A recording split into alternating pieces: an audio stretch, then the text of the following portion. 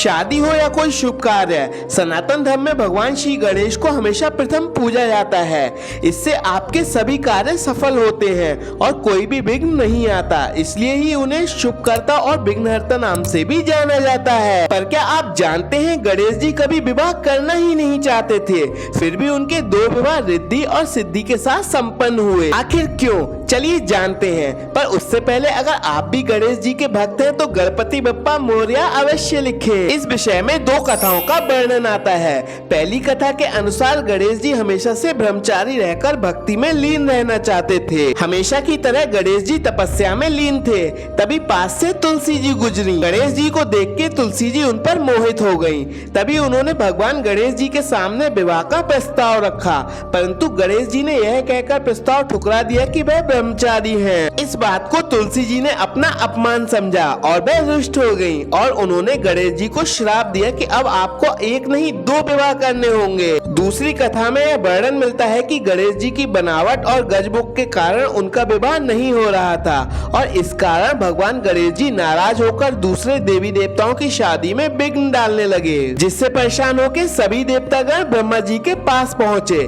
देवतागणों की समस्या सुन ब्रह्मा जी ने अपनी दोनों मानस पुत्रियां रिद्धि और सिद्धि को गणेश जी के पास ज्ञान प्राप्त करने के लिए भेजा। अब जब भी किसी देवी देवता का विवाह होता था तब रिद्धि सिद्धि किसी न किसी प्रकार से गणेश जी का ध्यान भटका देती थी, जिससे देवी देवताओं का विवाह बिना किसी विघ्न के संपन्न होने लगा। पर ये बात ज्यादा दिन नहीं छुप सकी और गणेश जी को पता चल गया, जिससे क्रोधित होकर वह रिद्धि सिद्धि को श्राप देने ही वाले थे। तभी ब्रह्मा जी वहाँ पधारे और उन्होंने गणेश जी के सामने अपनी दोनों पुत्रियों के विवाह का प्रस्ताव रखा, जिसे गणेश जी ने स्वीकार लिया और इस तरह से गणेश जी के 2 विवाह संपन्न हुए। सनातन धर्म से जुड़ी ऐसी ही रोचक कथाएं पाने के लिए हमसे जुड़ना न भूलें। गणपति बप्पा मोरया।